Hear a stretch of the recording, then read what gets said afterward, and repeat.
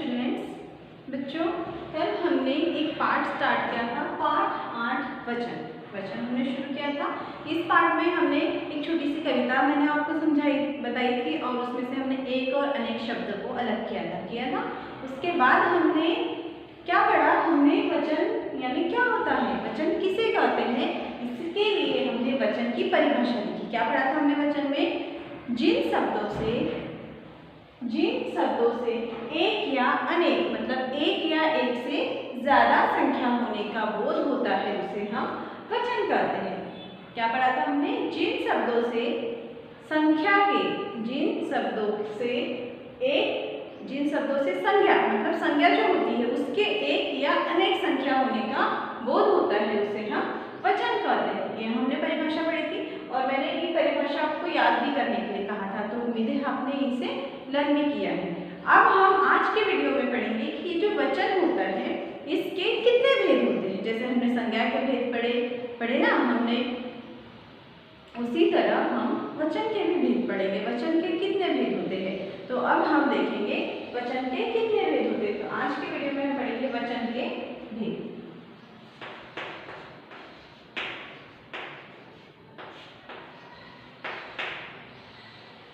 वचन के दो भेद होते हैं। वचन के कितने भेद होते हैं, दो भेद होते हैं।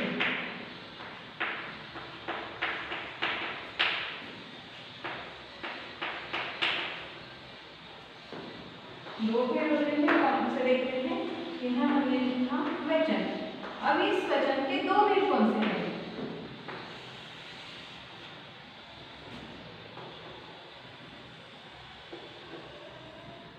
वचन का पहला भेद है एक वचन। वचन का पहला भेद है एक वचन और दूसरा भेद है बहुवचन। क्या है वचन का दूसरा भेद, वचन का दूसरा भेद है बहुवचन। देखो बच्चों, परिभाषा क्यों ध्यान दो और भेद क्यों। परिभाषा में हमने लिखा है कि जिन शब्दों से एक या अनेक संख्या होने का बोध होता है उसे वचन कहते हैं। अब उस वचन में से एक संख्या अगर है तो उसे कौन सा वचन कहेंगे, और एक से अनेक या अनेक मतलब एक से ज्यादा अगर संख्याएं हैं तो हम उसे कौन सा वचन कहेंगे। इसीलिए हम पढ़ेंगे संख्या के भेद। अब इसमें हमें पता चलेगा कि संख्या के भेद में एक संख्या यदि है तो वहाँ कौन से वचन में आएगा, और एक से ज्यादा मतलब अनेक संख्याएं है तो वहाँ किस वचन में आएगा। इसलिए हम पढ़ रहे हैं संख्या के भेद। वचन के भेद में सबसे पहला भेद है एक वचन। पहला भेद है एक वचन और दूसरा भेद बहुवचन। संज्ञा के कितने भेद पढ़े थे हमने, 3। अब हम आज पढ़ रहे हैं वचन। वचन के कितने भेद हैं, 2 भेद। वचन का पहला भेद है एक वचन और दूसरा भेद है बहुवचन। ठीक है, इस बात को आप अपने ध्यान में बिल्कुल फिट कर लीजिए, एक वचन बहुवचन। अब एक वचन क्या है और बहुवचन क्या है, जैसे हमने वचन की परिभाषा देखी वैसे ही हम क्या देखेंगे, एक वचन और बहुवचन की परिभाषा पढ़ेंगे। तो चलो हम देखेंगे वचन के दो भेद में से सबसे पहले वचन की परिभाषा, एक वचन और बहुवचन। यहाँ हम लिख लेंगे वचन के भेद। पहला क्या पढ़ा था हमने, एक वचन, और दूसरा हमने पढ़ा बहुवचन। अब एक वचन यानी क्या होता है और बहुवचन क्या होता है। अब हम देखेंगे एक वचन मतलब संज्ञा। एक वचन किसे कहते हैं, एक वचन किसे कहा जाता है उसकी परिभाषा हम देखेंगे। तो जिन शब्दों से एक संख्या का बोध होता है उसे एक वचन कहते हैं। हम यहाँ लिखेंगे जिन शब्दों से एक संख्या का, जिन शब्दों से एक संख्या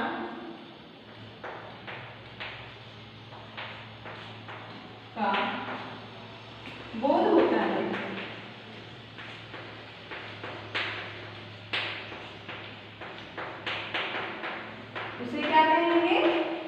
उसे हम एक वचन कहेंगे, उसे एक वचन कहते हैं।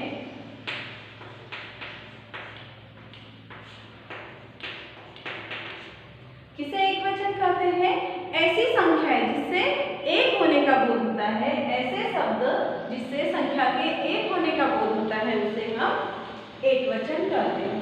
जैसे एग्जाम्पल,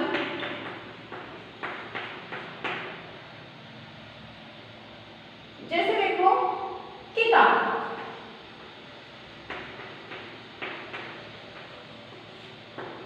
इस शब्द से आपको समझ में आ रहा है किताब मतलब कितनी बुक है यहाँ पर? एक, केवल एक किताब का बोध हो रहा है क्योंकि यहाँ किताब लिखा है और इस शब्द से हम समझ सकते हैं कि यहाँ एक संख्या का बोध करा रहा है, इसलिए यहाँ एक वचन रहेगा। वैसे ही कुत्ता, कुत्ता इस शब्द से हमें समझ में आ रहा है कि अगर हम किसी शब्द का उल्लेख कर रहे हैं कुत्ता, तो हमारे सामने एक दृश्य आ जाएगा कि हम कितने कुत्ते खड़े हैं, केवल एक कुत्ता है। किताब, कुत्ता।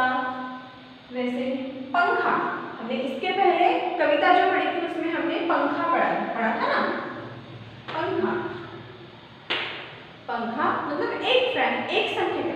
ये तीनों शब्द हमें एक ही संख्या का बोध कराते हैं। और एक क्या होगा? कलम, कलम आदि। इस तरीके से काफी सारे शब्द हैं। इस तरीके से बहुत सारे ऐसे शब्द हैं जिससे हम एक वचन का बोध हो सकता है, जिससे हमें एक संख्या का बोध होता है, उसे हम एक वचन कहते हैं।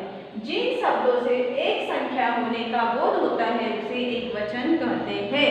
वचन किसे कहते हैं? जिन शब्दों से एक या अनेक संख्या होने का बोध होता है उसे हम वचन कहते हैं। वचन के दो भेद होते हैं, एक वचन और बहुवचन। उसमें से हम अभी पढ़ रहे हैं एक वचन। एक वचन क्या होता है? जिन शब्दों से एक संख्या का बोध होता है उसे एक वचन कहते हैं। ऐसे शब्द जिसे पढ़कर हम बोध कर सकते हैं कि यहाँ एक संख्या है, ऐसे शब्दों को हम एक वचन कहते हैं। जैसे एक वचन में किताब, कुत्ता, पंखा, कलम, हाथी, घोड़ा, चौक, पेन, इस तरीके से बहुत सारे ऐसे शब्द हैं जो एक वचन में आते हैं। ठीक है, इतना आपको समझ में आया? हमने पढ़ा वचन के दो भेद, एक वचन, बहुवचन। बहुवचन में अभी पढ़ना बाकी है, हमने अभी एक वचन पढ़ा। अब हम चलते हैं वचन के दूसरे भेद की ओर। दूसरा भेद है बहुवचन। अब जिस तरीके से हमने एक वचन की परिभाषा और उसके उदाहरण देखे, एग्जाम्पल देखे, सेम वैसे ही हम बहुवचन और बहुवचन की परिभाषा और उसके एग्जाम्पल देखेंगे। ओके, तो आपको वचन, एक वचन और बहुवचन समझ में आ जाएगा। अब हम देखते हैं बहुवचन।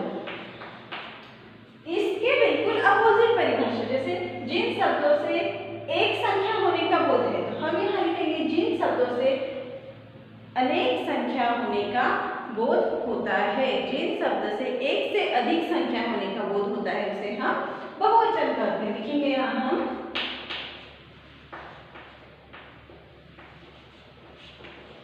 जिन शब्दों से एक से अधिक संख्या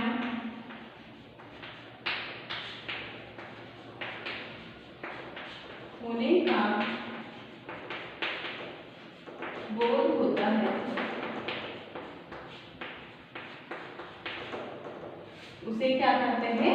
उसे बहुवचन कहते हैं। उसे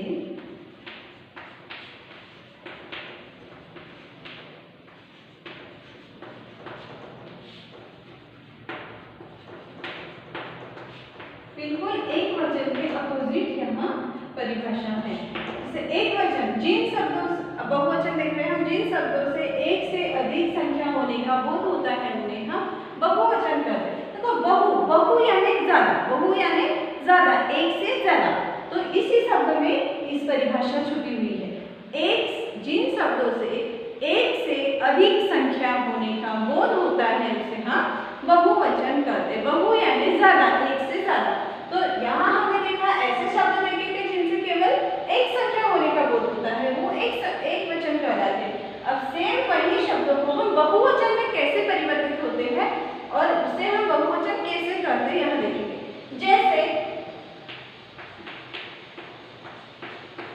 जैसे देखो बच्चों, यहाँ पर किताब लिखा है, यहाँ किताब लिखा है, इसलिए यहाँ एक वचन का बोध होता है, इसलिए यहाँ एक वचन कहलाएगा।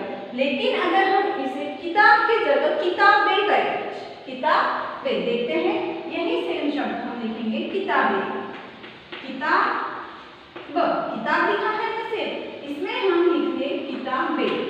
अब यहाँ पढ़ने पर आपको समझ में आएगा कि यहाँ किताबें लिखा है, मतलब कितनी किताबें हैं यहाँ, या तो 2 है, 3 है, 4, मतलब एक से ज्यादा किताबें हैं ना। आपको समझ में आया? इसीलिए यहाँ शब्द क्या कहलाएगा? बहुवचन। अगर किताब यहाँ शब्द एक वचन है तो बहुवचन क्या होगा उसका? किताबें। वैसे ही कुत्ता, कुत्ता ना क्या होगा बहुवचन में? कुत्ता या शब्द का बहुवचन होगा कुत्ते, एक कुत्ता। ठीक है।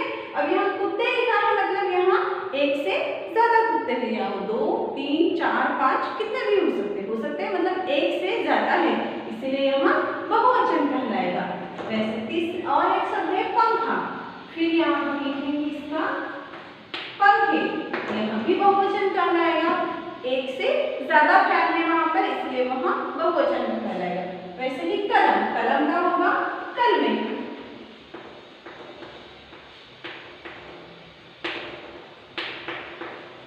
इस तरीके से जो शब्द एक संख्या होने का बोध करवाते हैं उसे हम एक वचन कहते हैं, तो जो शब्द एक से अधिक संख्या होने का बोध करवाते हैं उसे हम बहुवचन कहते हैं। बच्चों, इस तरीके से हमने आज के वीडियो में वचन के भेद, एक वचन और बहुवचन, एक वचन की परिभाषा और उसके उदाहरण लेके, बहुवचन की परिभाषा और उसके उदाहरण लेंगे। अब जिस तरीके से कुछ शब्द एक वचन और बहुवचन में हम परिवर्तित करते हैं, लेकिन बच्चों कुछ ऐसे शब्द होते हैं जो एक वचन और बहुवचन में एक समान ही होते हैं। बहुवचन में उसका वैसे सेम ही होता है और एक वचन भी सेम होता है।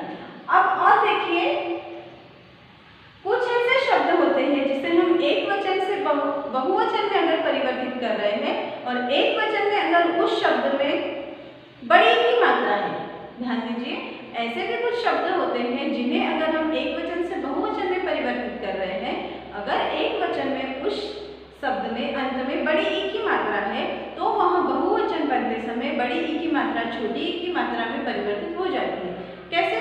चलो देखते हैं। मैं आपको और कुछ उदाहरण समझाते हैं यहाँ पर, तो आपको समझ में आएंगे। जो मैंने अभी कहा, छोटी ई की बड़ी ई की मात्रा है तो वहाँ किस इसमें हो जाती है छोटी। जैसे हम यहाँ लिख रहे हैं, इसी में हम कंटिन्यू करेंगे कि तितली,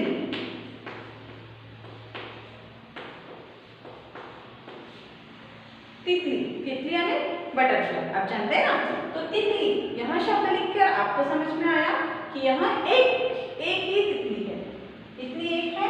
अब इसमें देखो बड़ी की मात्रा अंत में आई है और मैंने कहा बड़ी की मात्रा अगर होती है और उस शब्द का हमें बहुवचन बनाना होता है तो वह क्या कहलाती है?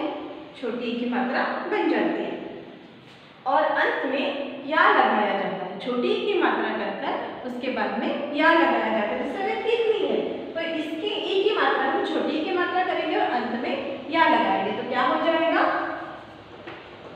ती त। अब देखो यहाँ बड़ी ई की मात्रा है, छोटी ई की मात्रा हो जाएगी, तितली या। हो गया।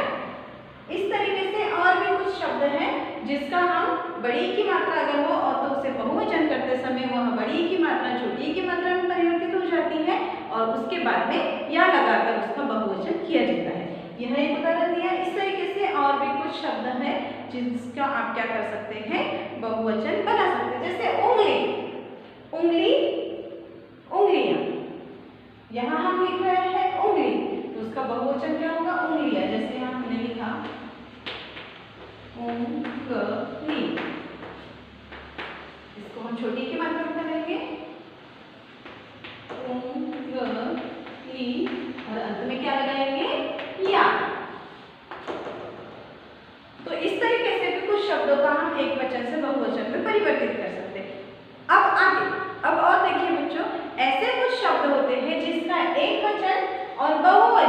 दोनों ही कैसे होते हैं, एक जैसे ही होते हैं, चाहे उसे हम एक वचन में लिखें या बहुवचन में लिखें, उसमें कोई फर्क नहीं होता। कुछ शब्द बने ही ऐसे हैं जिसे एक वचन और बहुवचन दोनों के लिए प्रयोग किया जाता है। जैसे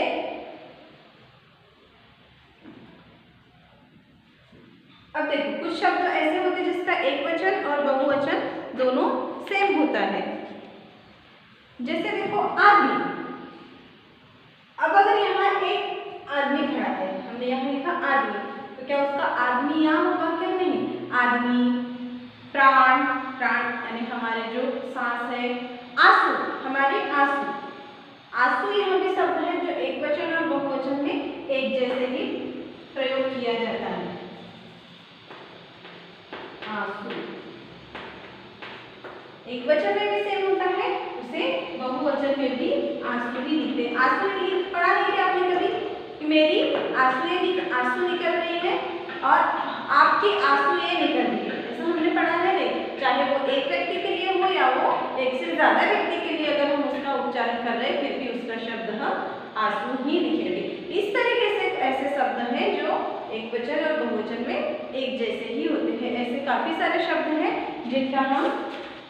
जिन्हें हम पढ़ सकते हैं, जैसे घर, हाथ। अभी एक हाथ, ये हाथ है, ठीक है, और मैंने दो हाथ आपको दिखाए, तो क्या आप इन्हें हाथ ही कहोगे क्या?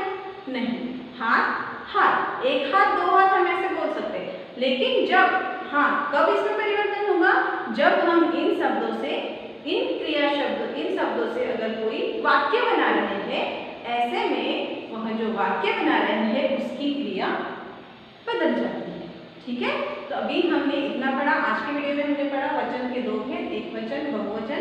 एक वचन की परिभाषा पढ़ी और बहुवचन की परिभाषा पढ़ी, उसके साथ उसके उदाहरण भी देखे। तो बच्चों, आप एक वचन और बहुवचन इन दोनों की परिभाषा और उसमें कुछ उदाहरण, आपकी बुक में काफी सारे वर्ड दिए हैं, काफी सारे शब्द दिए हैं, जिन्हें आप अपने कॉपी में लिखेंगे और उन्हें पढ़ेंगे, उन्हें याद करेंगे। Okay, bye students.